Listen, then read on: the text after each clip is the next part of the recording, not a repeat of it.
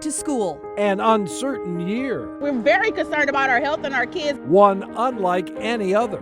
My son's going to be in first grade, and I don't even know what I'm going to do with him yet. Parents facing difficult choices.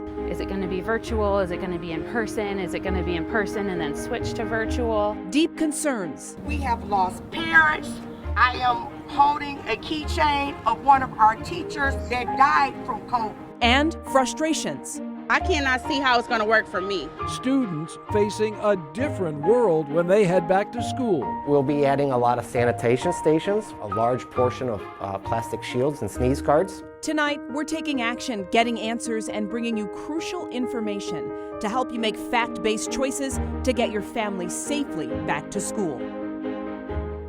This is a 7 Action News special, Safely Back to School.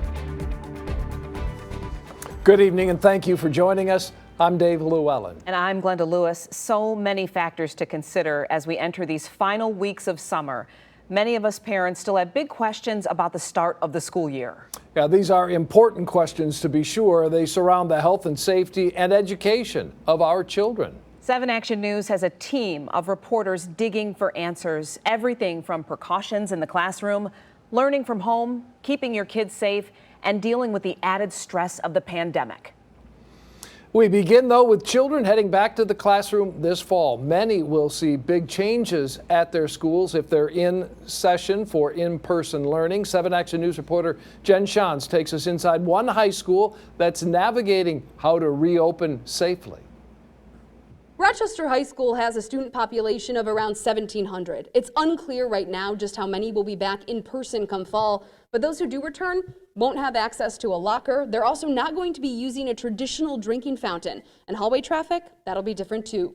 Classes will be staggered and hallway traffic will flow in just one direction. There's the obvious changes like extra cleaning and sanitizing stations, and the not so obvious ones like deciding who moves from classroom to classroom. Teachers will be moving, whereas students will be staying put, so we can do that contact tracing if we need to. Superintendent for Rochester Community Schools, Dr. Robert Shaner, says this process is complicated, and districts are having to come up with a plan in a pretty short period of time while battling problems like teacher shortages, testing, and the uncertainty that comes with a public health crisis of this size. He's asking that parents decide if they want their students to learn in person or online by August 1st. Some things are still in flux, like if sports or band will be able to continue. And what about homecoming? Right now, band practice will have to happen outside. And then there's keeping desks 6 feet apart. In a high school this size, in a school district this size, particularly at a secondary level, it is logistically impossible. We don't have enough teachers. We don't have enough classrooms. It's strongly recommended in Phase 4 of the My Safe Start plan for schools, but it's not required. Students and staff will need to have masks on, and desks will be moved much further apart to social distance as much as possible. Any lunches the school provides will be prepackaged to avoid contact. The cafeteria situation is going to be far more spread out, and the kids will not be in one place eating lunch. Potentially, they could even be in their classrooms eating lunch. We're not sure on that yet. As for visitors, they'll be prompted to do a virtual health screening using this QR code posted all around the school. And whether students opt for Rochester's online campus or decide to return in person, Dr. Shaner wants to make everyone feel supported and together, even if it can't be physically. The social emotional health of our students is probably equal to the physical health of our students at this point. School here resumes August 31st, and tonight the school board will be meeting virtually to iron out and discuss a lot of these complex issues, something we'll be keeping you posted on. In Rochester, Jen Shantz, 7 Action News. It is inevitable. At some point in some schools, there will be children diagnosed with COVID-19. So the question many of us parents have is what happens then? In the Novi School District, they're working on several options. In classrooms at Meadows Middle School, one room shows a social distancing layout with desks 6 feet apart, which would be possible with an in-person and virtual schedule. Another room shows what it will look like without a rotating schedule, spread out as much as possible. The desks are about 3 feet apart. Social distancing is not possible. They're preparing to survey parents about which option they prefer. Nobody's coming out and giving us hard and fast rules to work by. Everything's a recommendation or best practice or we think this will work. Under Novi's plan, if a student is diagnosed, they and any students that live with them will have to quarantine for 14 days. Families of children from the same classroom will be notified with a letter that, due to privacy rules, will not share the child's identity. Well, public schools across Michigan are worried they could lose state funding because of decreased enrollment during the pandemic. And many parents worried about the virus. They're seeking alternatives like homeschooling. 7 Action News reporter Kim Russell with what you need to consider before making that change. We've heard schools are planning to reopen, but there is still so much uncertainty. And that uncertainty has some parents thinking, should we try homeschooling? Before COVID-19 closed down schools, Alyssa Tangney from Pinckney says her family was always busy between activities and running her business, the Motherhood Mixer LLC. I do own my own business, and it's a event planning business, and it's a terrible year for an event planning business.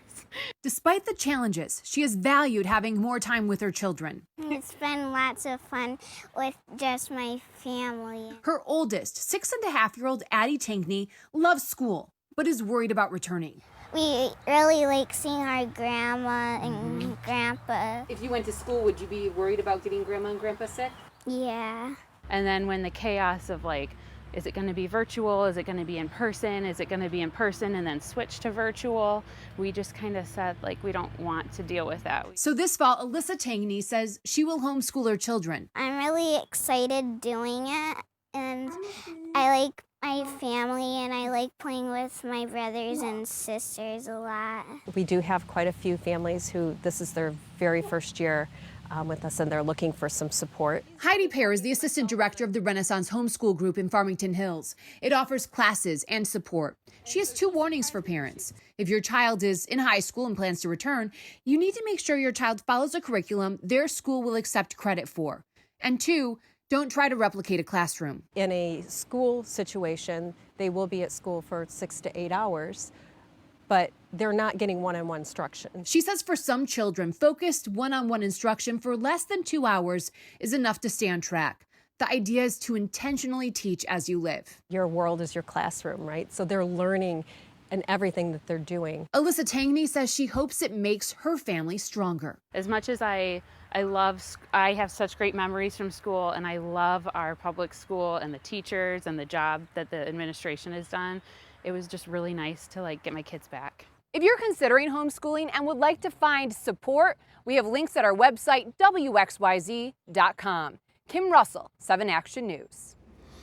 Being with your children at home during the pandemic can be stressful. So what's the best way to handle these situations? Our Keenan Smith shows us a few things to help families. That's next in our Safely Back to School special.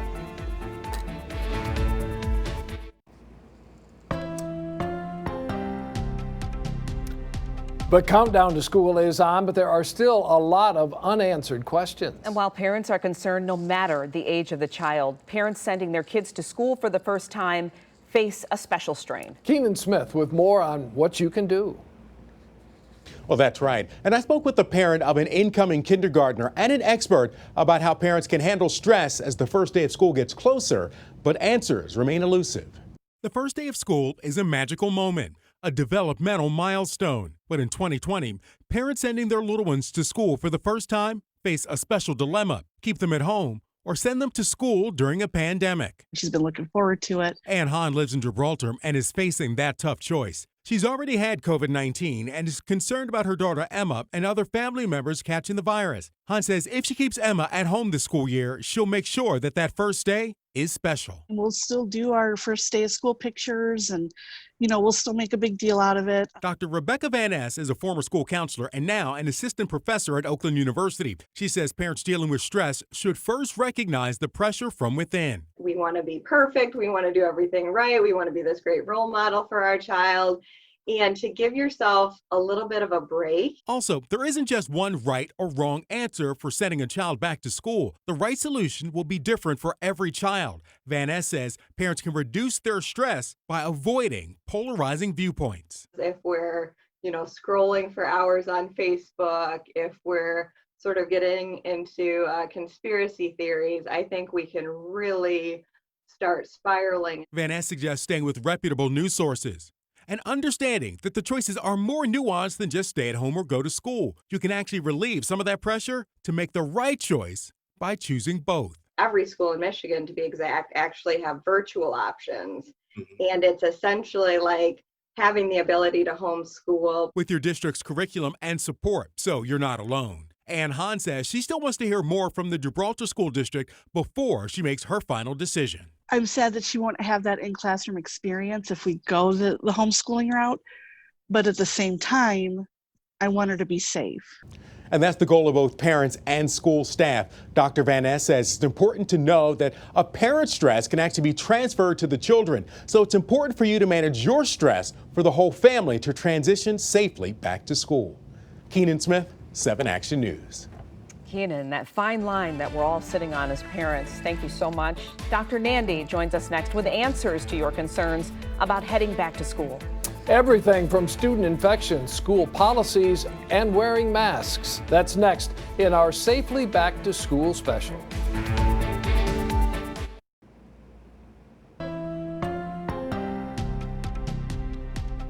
Many of our viewers want to know where health experts stand on the debate over the safety of in-person classes versus remote learning for students. We can see where Dr. Nandi stands on safety. Little ones are with you, Doc. Thank you for joining us. Oh, of course, my pleasure. Where do we stand on this? You know, as far as you're talking about in-person versus remote learning, I think that lots of people want to know about that, but the CDC is strongly in favor of getting students back in the classroom. And if you look at the data, which is what we all want to do, is that one of the most reliable, I feel the most reliable studies from South Africa show that students are most likely to contract COVID-19 from an adult family member, right? And other studies indicate that students actually are not likely to pass the virus to other students as they are to household members. And kids under 10, like these two munchkins, are less likely than adults to infect others. But older kids, right? Kids and teenagers can spread the coronavirus almost as much as adults. Personally, I can support a return to in-person classes only if the school and the school families really comply with the guidelines and if the infection rates, right, they remain flat. There's a lot of ifs in there. Yeah, that's the X factor. We heard from Jane, who contacted us via social media, and she wants to know if schools will ban students from attending classes if they have coughs and colds. It's an important question, Jane. If your child has symptoms related to COVID-19, like cough and a fever, the school will not allow them to attend class. They shouldn't.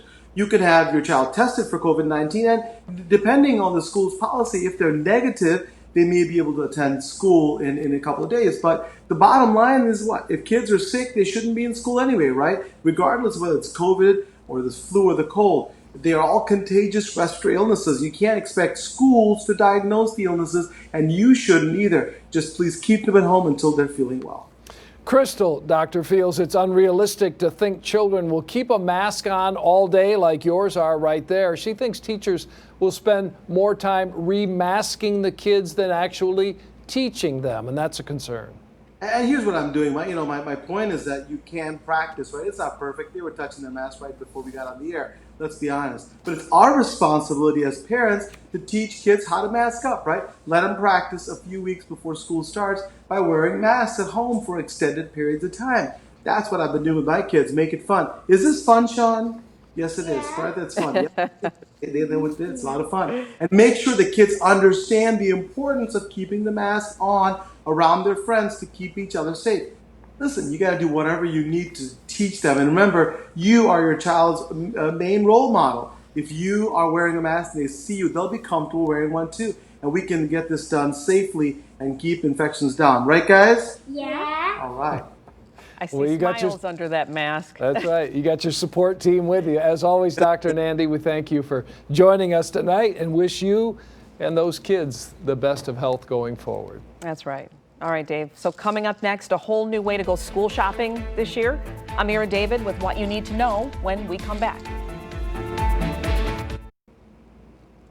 The pandemic has changed the way parents are doing their school supply shopping this year. Tonight, 7 Action News reporter Amira David is taking a closer look at the anxiety parents are experiencing when it comes to minimizing their child's exposure to germs.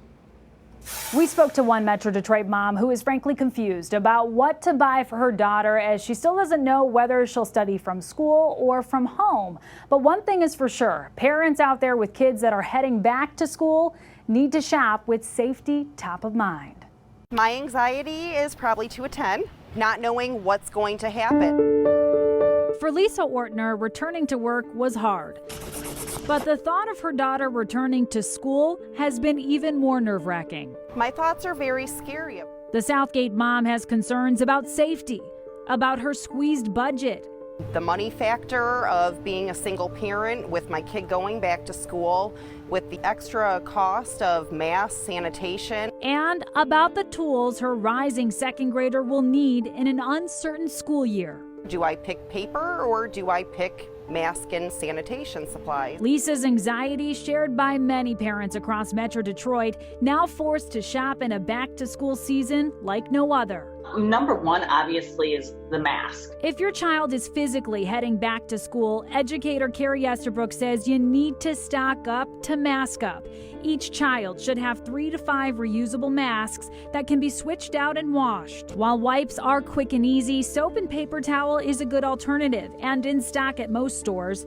Meantime, consider buying hand sanitizer in bulk, then refilling individual bottles. Everybody knows there's a lot of shared supplies within the classrooms that kids use on a day-to-day basis. So how do you handle that? Everybody has an individual either basket or pencil box or bin or box that is labeled with your child's name. When it comes to eating at school, a lunchbox that's easy for them to wipe clean. So here's the rebound rundown. Stock up on 3 to 5 reusable masks per child. Buy an individual pencil box for kids where they can store their supplies and label it with their name. And pack lunches that your child is capable of opening independently. I'm Amira David, 7 Action News. Thank you, Amira. And you can see all of our safely back to school stories right now on the homepage of our website, WXYZ.com.